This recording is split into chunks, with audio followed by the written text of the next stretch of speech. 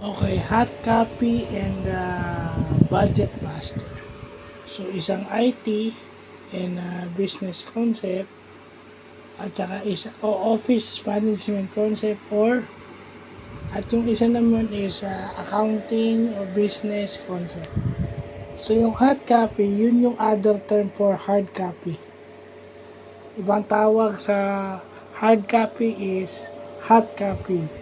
Yun yung copy from a microfilm or yung copy on paper ng isang computer file or copy on paper from a computer storage.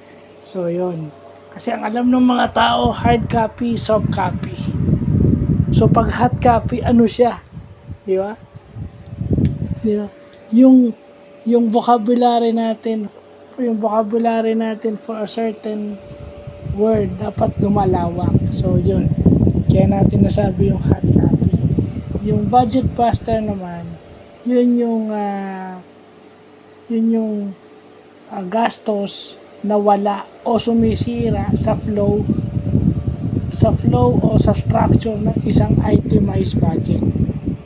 Kaya nga sinabi yung budget buster, yun yung sumisira sa flow at structure ng itemized budget. Kasi pag sinabi mo budget, nakaplano yun, naka-allocate. So, pag meron kang nilagay doon na hindi kasama sa budget, we call that budget buster.